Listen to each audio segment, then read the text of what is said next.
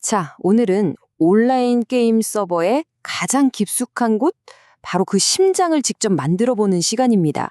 네, 바로 C++ boost.aco를 활용한 타이머와 스케줄링에 대한 이야기인데요. 이게 왜 중요하냐고요? 정말 견고한 서버를 만드는 데 있어서 핵심 중에 핵심이거든요. 지금부터 저랑 같이 한번 제대로 파헤쳐 보시죠. 한번 상상해 보세요. 게임 서버 안에서는 수많은 일들이 동시에 일어나잖아요? 스킬 쿨타임이 돌아가고, 몬스터가 다시 나타나고, 버프 효과가 적용되고. 근데 어떻게 이 수만 가지 작업들을 단 1초의 오차도 없이 정확히 딱딱 맞는 시간에 처리할 수 있을까요? 그 비밀이 바로 오늘 우리가 다룰 주제에 전부 담겨 있습니다. 정답은 바로 이 스케줄링 시스템입니다. 저는 이걸 서버의 심장 박동이라고 부르는 걸 좋아하는데요. 규칙적으로 아주 정밀하게 똑딱똑딱 거리면서 서버의 모든 생명 활동이 제 시간에 일어나도록 만드는 말 그대로 서버의 생명줄 같은 장치죠. 그래서 오늘 우리는 이 심장 박동을 직접 설계해 볼 겁니다.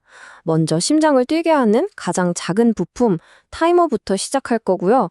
그리고 이걸 어떻게 정밀하게 반복시킬 수 있는지 그 기술을 배우고 나중에는 수천, 수만 개의 타이머를 효율적으로 관리하는 방법까지 알아볼 거예요. 그리고 마지막에는 이 모든 걸 합쳐서 완전한 게임 로직 스케줄링 시스템을 완성해 보겠습니다. 자, 준비되셨죠? 그럼 첫 번째 순서입니다. 서버의 심장 박동, 타이머. 도대체 왜 이 타이머가 모든 것의 시작점이자 핵심인지부터 확실하게 짚고 넘어가 보죠. 간단히 말해서 서버에서 시간과 관련된 모든 일은 타이머 없이는 불가능합니다.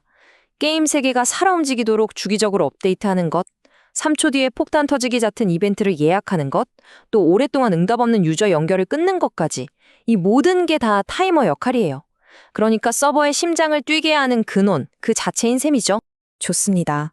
이제 이론은 충분하고 실제 코드를 들여다볼 시간입니다. 이 거대한 시스템을 만들기 위한 우리의 첫 번째 벽돌, 기본 타이머에 대해서 알아보겠습니다. 사실 타이머 종류가 몇 가지 있는데요. 우리가 쓸 건 딱 정해져 있습니다. 바로 스테디 타이머. 이게 거의 업계 표준이라고 보시면 돼요. 왜 하필 이걸 써야만 하는지 그 결정적인 이유를 다음 화면에서 바로 보여드릴게요. 차이가 바로 여기에 있습니다. 보세요. 오른쪽에 있는 일반 타이머, 시스템 타이머는요. 그냥 우리 컴퓨터 오른쪽 아래에 있는 그 시계, 그걸 따라가요. 그럼 무슨 문제가 생길까요? 만약에 어떤 유저가 자기 컴퓨터 시간을 막 과거로 돌려버리면 10초 뒤에 나가야 할 스킬이 글쎄요, 1시간 뒤에 나갈 수도 있다는 거죠. 완전 엉망이 되겠죠. 근데 웬툭 이 스테디 타이머는 다릅니다. 얘는 컴퓨터가 켜진 순간부터 흐른 절대적인 시간을 재기 때문에 사용자가 시간을 아무리 바꿔도 전혀 영향을 안 받아요. 그래서 게임 서버처럼 안정성이 생명인 곳에서는 고민할 필요도 없이 무조건 스테디 타이머를 써야 하는 겁니다. 아주 중요한 차이죠. 자, 이제 타이머 하나를 어떻게 실행하는지는 알았어요.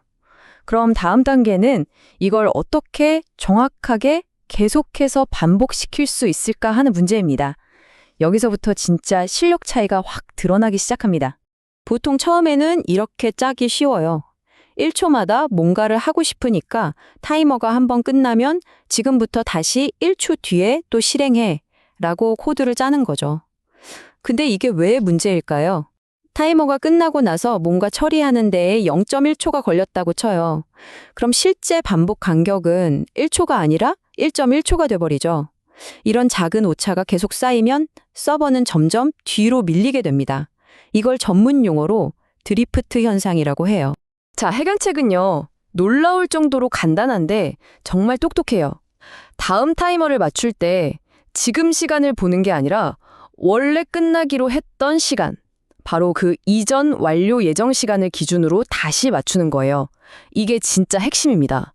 예를 들어서 원래 10초에 딱 끝나기로 했어요. 근데 처리하느라 0.1초가 늦어졌다고 쳐요. 그렇다고 다음 타이머를 10.1초부터 1초 뒤로 잡는 게 아니라 원래 끝났어야 할 10초를 기준으로 정확히 11초의 다음 타이머를 설정하는 거죠. 와, 이렇게 하면 중간에 무슨 일이 있어서 좀 지연이 되더라도 큰 그림에서 보면 전체적인 박자는 절대 흐트러지지 않는다는 거예요. 정말 이 코드 한 줄, 이 생각의 전환 하나가 아마추어랑 프로를 가르는 결정적인 차이를 만듭니다. 여기서 한 걸음만 더 나아가 볼까요? 적응형 타이머라는 아주 고급 기술도 있어요. 이건 뭐냐면 서버가 너무 바빠서 막 힘들어할 때 1초마다 하던 작업을 알아서 1.2초나 1.5초 간격으로 유연하게 늘려주는 거예요. 서버가 터지는 걸 막으면서도 최소한의 핵심 기능은 계속 돌아가게 하는 아주 스마트한 방법이죠. 이제 우리는 아주 정밀한 타이머를 만들 수 있게 됐습니다. 근데 문제가 있죠. 플레이어가 수백, 수천 명 접속하면 타이머도 덩달아 수천, 수만 개가 필요해져요. 이 엄청난 양의 타이머들을 어떻게 성능 저하 없이 깔끔하게 관리할 수 있을까요? 첫 번째 전략은 바로 타이머 매니저라는 클래스를 만드는 겁니다. 말 그대로 모든 타이머의 생성과 소멸을 한 곳에서 책임지는 중앙 관제탑을 세우는 거죠. 이렇게 하면 코드가 훨씬 깔끔해지고 나중에 특정 타이머를 찾아서 취소해야 할 때도 정말 간단하게 처리할 수 있어요. 두 번째 전략은 그룹화입니다. 이게 아주 유용한데요. 예를 들어 A라는 플레이어의 버프 타이머, 스킬 쿨타임 타이머들을 전부 A 플레이어 그룹으로 묶어두는 거예요. 그럼 나중에 A 플레이어가 접속을 끊었을 때 그냥 그 그룹 전체를 한 방에 싹 날려버리면 됩니다. 일일이 찾을 필요가 전혀 없죠. 정말 효율적이지 않나요? 그리고 성능 최적화의 끝판왕, 타이머 풀링입니다. 타이머가 필요할 때마다 새로 만들고 다 쓰면 버리는 과정은 사실 컴퓨터한테는 미세한 부담이거든요. 이게 수천, 수만 번 반복되면 무시 못할 부하가 돼요. 그래서 아예 처음에 타이머 객체를 한 1000개쯤 왕창 만들어 놓고 필요할 때마다 빌려 썼다가 다시 반납하는 풀 밤식으로 운영하는 겁니다. 특히 유저가 갑자기 몰릴 때 서버가 버벅거리지 않게 해주는 핵심적인 최적화 기법이죠. 자, 드디어 모든 조각이 다 모였습니다. 지금까지 우리가 배운 기본 타이머, 정밀한 반복 기술, 그리고 효율적인 관리 전략까지 이 모든 걸 하나로 합쳐서 실제 게임 서버에서 당장 써도 될 만큼 강력한 스케줄링 시스템의 최종 설계도를 한번 그려보겠습니다. 이 시스템의 첫 번째 큰 축은 게임 틱 시스템입니다. 이건 서버의 가장 근본적인 심장박동이에요. 1초에 30번 혹은 60번처럼 아주 규칙적이고 고정된 속도로 계속해서 게임 세상 전체를 업데이트해주는 역할을 합니다. 캐릭터가 움직이고 투사체가 날아가는 것처럼 끊임없이 상태가 변해야 하는 로직들을 바로 여기서 처리하죠. 그리고 두 번째 큰 축은 이벤트 스케줄러입니다. 이건 게임틱처럼 계속 반복되는 게 아니에요. 3초 뒤에 체력 회복시켜줘. 또는 10분 뒤에 저기 보스 몬스터 다시 나타나게 해줘. 처럼 특정 시간에 딱 한 번 일어나는 사건들을 예약하고 처리하는 녀석입니다. 물론 이 스케줄러의 심장부에는 우리가 앞에서 그렇게 공들여 만든 정밀 타이머 시스템이 강력하게 돌아가고 있겠죠. 그리고 이 두 가지를 합친 최종 모습이 바로 이겁니다. 한번 보세요. 가장 아래에는 우리가 만든 강력한 타이머 풀링 기반의 타이머 매니저가 든든하게 버티고 있고요. 이 매니저가 위쪽으로 동력을 공급해서 주기적으로 돌아가는 게임 틱과 필요할 때만 작동하는 이벤트 스케줄러를 모두 움직이는 구조입니다. 이게 바로 우리가 목표했던 그 어떤 복잡한 게임 로직이라도 정확하고 효율적으로 처리할 수 있는 정말 견고한 서버의 심정인 거죠.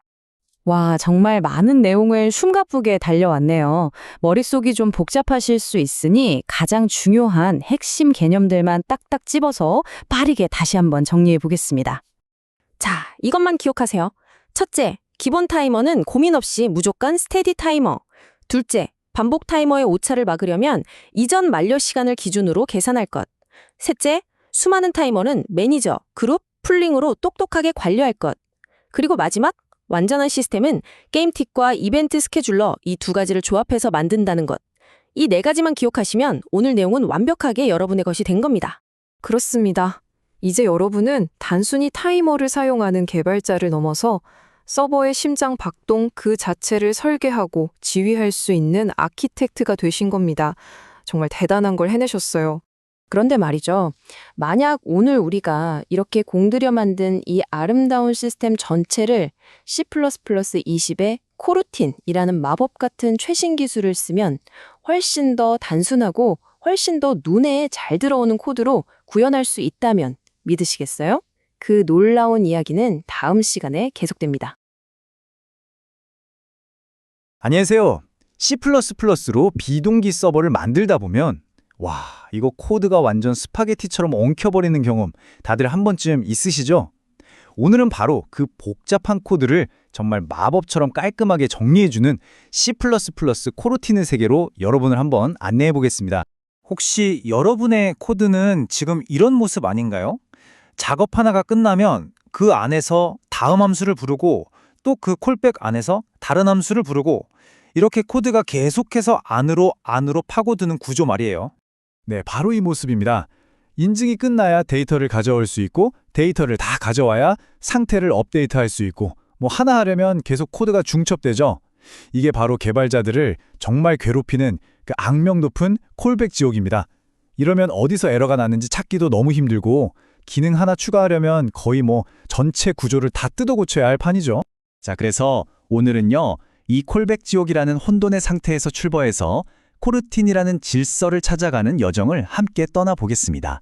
아주 간단한 에코 서버로 먼저 감을 좀 잡고요. 나중에는 실제 게임 서버를 만들어 보면서 코르틴을 완벽하게 마스터해 볼 겁니다. 자, 그럼 이 혼돈을 바로잡을 우리의 해결사, 코르틴에 대해서 본격적으로 알아보겠습니다. 비동기 프로그래밍의 명확성과 질서를 가져다 줄 아주 중요한 열쇠죠. 코르틴은 뭐랄까? 아주 특별한 능력을 가진 함수라고 생각하시면 돼요. 실행 중간에 잠시 일시정지를 했다가 나중에 내가 원할 때 정확히 멈췄던 그 자리에서 다시 재생을 할 수 있거든요. 이게 왜 그렇게 대단하냐면요. 오래 걸리는 작업을 기다리는 동안 프로그램 전체를 멈추는 게 아니라 딱 그 부분만 잠시 재워두는 거예요.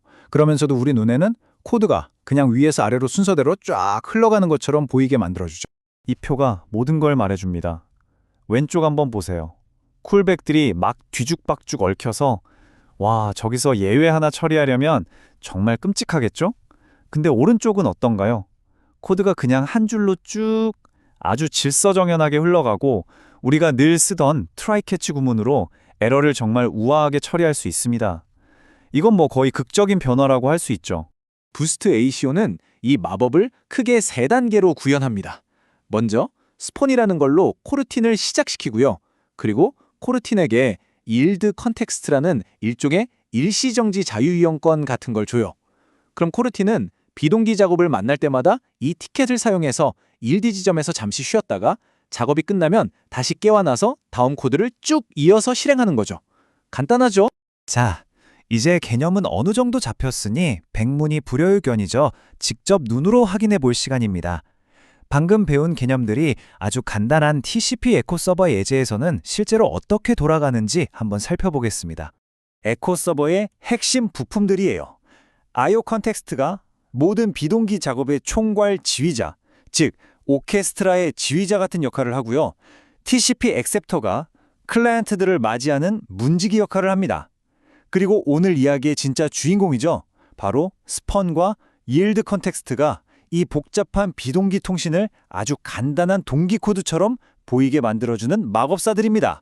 서버가 어떻게 돌아가는지 한번 시나리오를 따라가 볼까요? 먼저 서버는 클라이언트가 접속하기를 기다리면서 yield 상태로 잠들어 있습니다. 가만히 기다리는 거죠. 그러다 클라이언트가 접속하면 서버는 딱 깨어나서 그 클라이언트만을 위한 전용 세션 코르틴을 새로 스펀해서 만들어줍니다. 그리고 이 세션은 클라이언트가 데이터를 보낼 때까지 yield 하면서 기다리고 데이터를 다 읽으면 그걸 다시 보낼 때까지 또 yield 하면서 기다려요. 이 모든 과정이 비동기지만 코드의 흐름은 그냥 물 흐르듯이 아주 자연스럽게 순차적으로 보입니다. 좋습니다. 이제 워밍업은 끝났습니다. 기본기는 충분히 다졌으니까 한 단계 더 나아가 보죠. 간단한 에코 서버를 넘어서 플레이어의 접속부터 게임 플레이까지 관리하는 훨씬 더 복잡하고 현실적인 게임 세션을 코르틴으로 직접 구현해 보겠습니다. 전체적인 구조는 이렇습니다. 게임 서버 코르틴이라는 일종의 매니저가 있어서 모든 클라이언트의 연결을 받아주고요.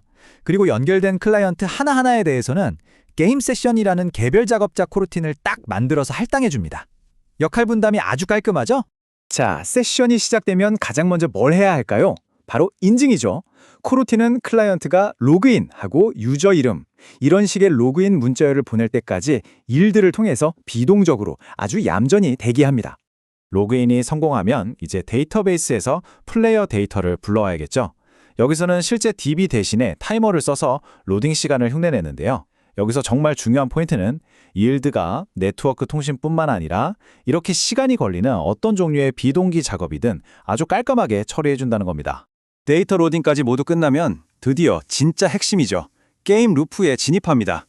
여기서 세션 코르티는 클라이언트가 보내는 여러 가지 명령어를 계속해서 기다리고 명령을 받으면 처리하고 또다시 기다리는 이 과정을 무한히 반복하게 됩니다. 이 슬라이드를 보면 게임 로직이 얼마나 명확해지는지 바로 알 수 있습니다. get status라는 명령이 오면 상태 정보를 보내주고 kill 몬스터가 오면 경험치를 올려주는 식이죠. 보세요. 이 각각의 로직이 사실은 비동기 I/O를 포함하고 있는데도 코드는 마치 우리가 늘 짜던 동기식 스위치 케이스 문처럼 아주 간단하고 직관적으로 구현됩니다. 자, 이제 마무리할 시간입니다. 지금까지 쭉 보셨는데 어떠셨나요? 이 코르틴 기반 모델이 왜 그렇게 강력한지, 그 단순함이 주는 강력함에 대해서 한번 정리해 보겠습니다. 이 표가 코르틴의 가치를 한눈에 보여주네요. 그 스파게티 같던 흐름 제어는 이제 순차적인 코드로 바뀌었고요. 골치 아팠던 예외 처리는 우리가 너무나 잘 아는 트라이 캐치로 깔끔하게 정리됩니다. 유지 보수성은 말할 것도 없죠. 기능별로 코드가 딱딱 분리되니까 훨씬 쉬워지고요. 심지어 각 클라이언트의 상태, 예를 들어 로그인했는지 레벨이 몇인지 같은 것들을 기억하는 복잡한 일도 코르틴이 내부적으로 다 알아서 처리해줍니다. 오늘 내용의 핵심은 바로 이 한 문장입니다. 복잡한 비동기 로직을 동기적인 코드처럼 작성할 수 있어서 가독성과 유지 보수성이 엄청나게 향상된다. 이건 단순히 코딩 스타일이 좀 바뀐다 이 정도 차원이 아니에요. 복잡한 소프트웨어를 만들어 나가는 방식 자체를 근본적으로 개선하는 혁신인 거죠. 자, 이제 여러분의 코드에 이 코르틴이라는 마법을 직접 한번 부려보실 차례입니다. 지금 여러분이 만들고 있는 혹은 앞으로 만들게 될 프로젝트에 그 복잡한 비동기 로직을 어떻게 혁신할 수 있을지 한번 상상해 보세요. 분명 콜백 지옥에서 벗어나 완전히 새로운 코딩의 세상이 열릴 겁니다.